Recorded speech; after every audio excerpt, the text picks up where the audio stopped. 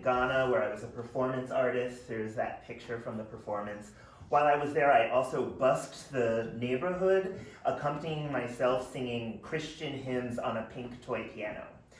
I also performed a 3-hour durational piece in Union Square in New York related to my social justice practice. And I've grown my professional writing. So here is a line for a CD review that was published in Cambridge University's Tempo magazine. I've also had some pieces published in presses in Switzerland and Germany and in the States. And my compositions, I have over 250 compositions. They expand this wide range of tonal music, atonal music, experimental music. I mostly focus on pieces for soloists and smaller ensembles, but over the past decade, I've been working more with larger and larger ensembles. And that's one of the reasons why I'm here in Louisville working with the Louisville Orchestra, and I'm super grateful for this opportunity. I also love Louisville, it's great. So as a multidisciplinary artist, I'm constantly asked, well, what is multidisciplinarity, and how did you end up becoming a multidisciplinary artist? Such inquiry has naturally resulted in me considering and expanding the definitions of words and concepts that have come to define the bulk of my life's totality. So through multidisciplinarity, I tend to zoom out quite a bit, avoiding that pesky societal need to place people, especially artists, in boxes. When contemplating, for instance, what is an artist and what is a composer, these working definitions, which I reserve the right to change, have come about. So an artist is someone involved in a predominantly creative practice who singularly or collaboratively creates or curates experiences that are more or less controlled and meant to A, display the results of a process, B, capture a moment, C, evoke a singular or a journey of emotions, D, serve an educational or motivational function, E, transcend the current situation or everyday normal life, F, connect the dots in a metaphorical manner, G, some combination of the above, and possibly much, much more. It's important to note that the range of artistic expression and creativity is much too vast to explain with language. As a composer is an artist, my definition of composer is much shorter and contains overlapping terms. So a composer, to me, is someone who singularly or collaboratively curates one event or a series of events that unfolds over a period of time that can be predetermined strictly or loosely, or open strictly or loosely. These definitions serve multiple purposes. They allow me to free myself from the constraints that family, friends, and quite often other artists and society places on themselves and the field. As the famous singer-songwriter Tori Amos sings in her wonderful song, Unrepentant Geraldines, I'm going to free myself from your opinion. And these definitions help me to do just that. These definitions also allow me to come closer to the true essence of multidisciplinarity.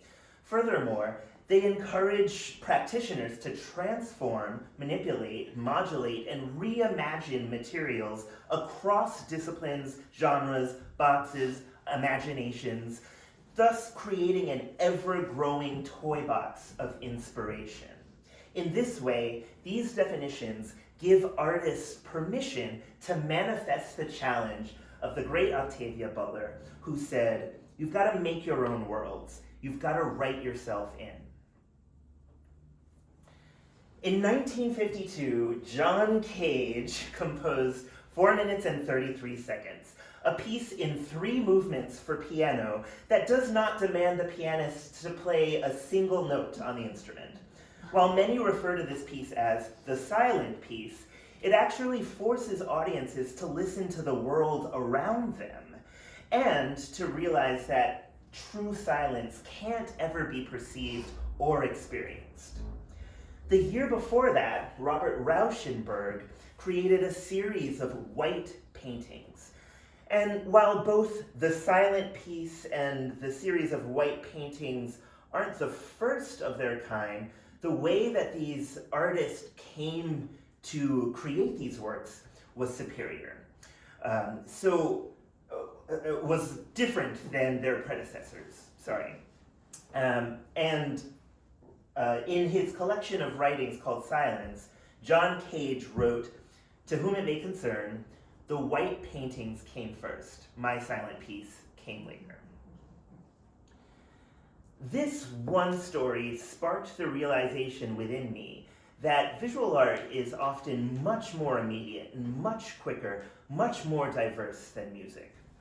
Consequently, advances in visual art happen faster than in music, and composers quite often turn to visual art for inspiration. Claude Debussy, for example, used that wonderful painting by Antoine Watteau to create his piano piece L'Île Joyeuse. And Earl Brown, one of my favorite composers, he restructured the concept of musical form by examining Alexander Calder's concept of a mobile and the theory behind mobiles. Today, there's also this niche group of contemporary composers who create tactile scores, which are much more like statues that people can touch and use the sensation from the touch to translate into music for performances. The very first time I composed a piece based on the work of a visual artist, I turned to the piece Eroica by Jean-Michel Basquiat. The next piece of visual art that I composed, I wanted to fulfill this inspiration that I had in my mind for years. So in 2009, I went to Mass MoCA in North Adams, and I came across the wall drawings by Sol LeWitt. And they were on these giant walls, right? These dots connected with lines. And when I read the description for these pieces, I came across the source material that Sol LeWitt used to create these pieces. And there were all these text instructions. And I was just fascinated by this idea of using text to convey this simple idea that creates something much bigger, right? So in 2016, 7 years later, I got this commission from a duo in Stuttgart in Germany called Noise Bridge. And I asked them to pick 6 visual artists, and I chose 3, and created this big piece with 9 individual movements, each based on a visual artist. And here is the text for the last movement, number 9, called Helena Metaferia, who's one of my friends I met at a residency in Omaha. And of course, this piece has a 10th unacknowledged visual artist, and that, of course, is Sol LeWitt. So here is the 9th movement from Conduct Thy Footsteps, composed in 2016, performed by Noise Bridge. Oh, actually, well, yeah, I'm gonna have to use VLC for this because the video is crapping out on me through PowerPoint. Come on, yay, technology. All right, here you go.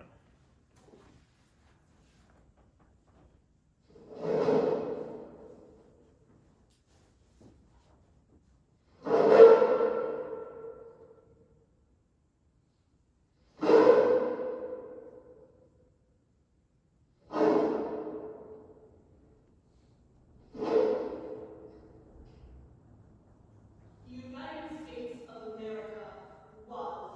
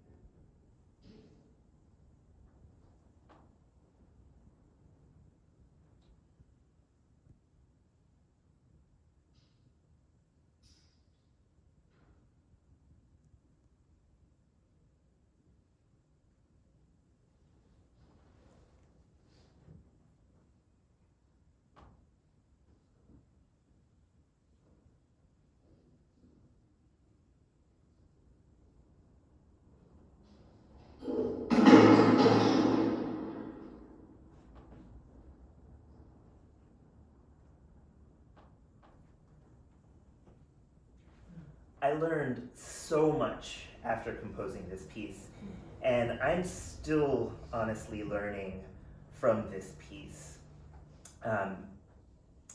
One of the things that I, of course, noticed is that when you use text, a mixture of text and abstract symbols, rather than standard musical notation, the amount of control that you have over pitch, of course, diminishes.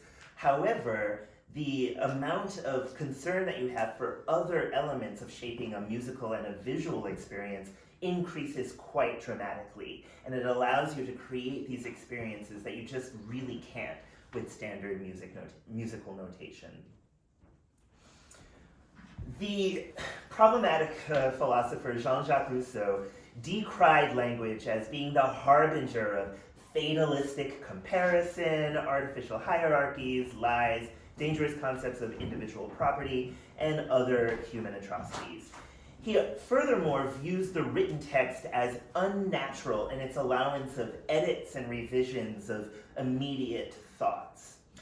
While there's some truth to this, ancient Greek philosophers had other concepts of language and text that are more aligned to my zoomed out approach to definitions. Aristotle, for instance, extensively employed the concept of logos, which literally translates to word, discourse, or reason. Aristotle named logos as one of the three principles of rhetoric, associating the concept of logos with the structure and content of language and text. The Proto-Indo-European root of logos is leg, and this root can imply concepts of placing things in order, arranging, gathering, choosing, counting, discerning, speaking, and more. Plato and Aristotle also used terms onoma and rhema, onoma implying the subject of a sentence and rhema implying the predicate. However, rhema literally means utterance, and later on Christians used rhema to conceptualize bigger concepts in Christianity. In the 6th century, the Ethiopian choreographer, poet, and composer Saint Yared created 5 volumes of chant called Zema that the church still uses today. The notation essentially adds symbols to printed text, and those symbols can then be translated into melody, and you can see the examples here. Simply put, these chants are musical utterances, or rhema, of biblical text. In the 500s, Saint Yared composed by literally turning text into sound. In contemporary times, if the word text is also viewed in a zoomed out manner to mean communicative material, then a text in this expanded, zoomed out definition can indicate any source of inspiration. Visual art, then, can be text. Other music, then, can be text. A mathematical process can be text.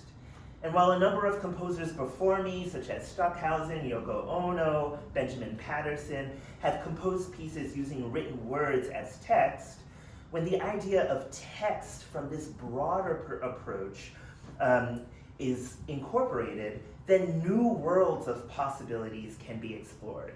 And I've been exploring these worlds with a childlike curiosity. In conclusion, while my practice often includes turning literal and metaphorical text into sound, perhaps this idea is much more universal than it seems. Thusly, a simple, concise definition of a composer who works with music and sound can be this: a composer is an artist who turns text in all its forms into sound. With that, I would like to play something for you. And this is one movement from a 5-movement piece I wrote in 2022 called 5 Text Textures. And this is the text of the piece. And I will perform this for you.